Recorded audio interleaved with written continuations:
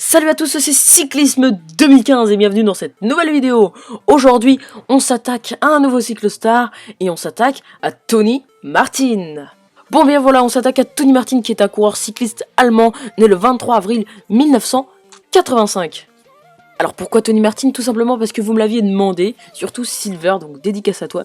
Oui, donc Tony Martin, il a 30 ans, c'est un coureur cycliste, je l'ai déjà dit.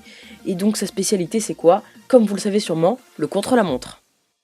Son équipe actuelle est la Ethics Quick-Step. Avant il était à la Omega Pharma Quick-Step et à la HTC Road. Nous allons directement parler de ses principales victoires.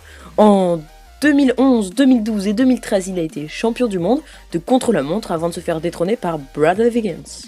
En 2012 et 2013, il faut savoir qu'il a aussi été champion du monde par équipe avec la Omega Pharma Quick-Step. Il a aussi gagné le Paris-Nice 2011, le Tour de Pékin 2011 et 2012 et l'Eneco Tour 2010. Et là, ce qui est assez impressionnant, c'est ses étapes de grand tour, avec 5 étapes sur le Tour de France et 2 étapes sur le Tour d'Espagne. Bon, je précise directement que cette vidéo sera beaucoup plus courte que les autres, puisque c'est Tony Martin. Ce n'est pas un grand leader, même s'il a fait de victoires remarquables. On peut d'ailleurs s'en rappeler, en 2014, lorsqu'il portait le maillot à pois du Tour de France, il a été très impressionnant en montagne, alors que d'habitude on le voit plus à rouler. On l'a vu aussi cette année triompher sur l'étape des pavés en profitant de ses qualités de rouleur.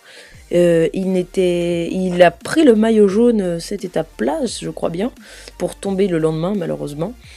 Et donc oui, on a vu ses qualités de rouleur car il avait attaqué lorsqu'il y avait eu un flottement dans le groupe de 30 personnes qui avaient résisté au pavé.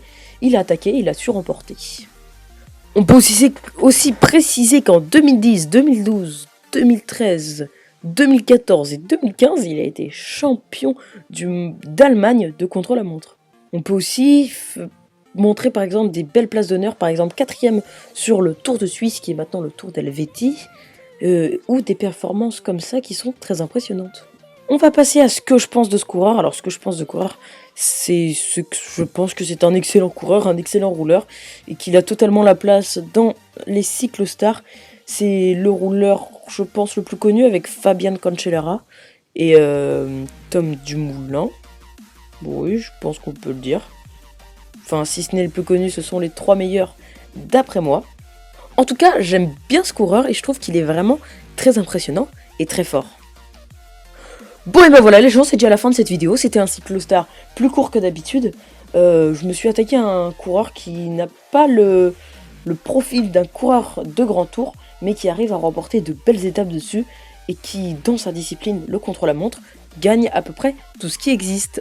Enfin bref les gars, on se dit à très bientôt pour un niveau cyclostar ou niveau cyclo-légende. Je vais juste vous demander je vais mettre un petit sondage pour savoir quelle sera la prochaine cyclo-légende que je ferai. J'hésite entre Laurent Fignon et Eddy Merckx. Alors allez voter le petit stropole. Merci les gars, à bientôt.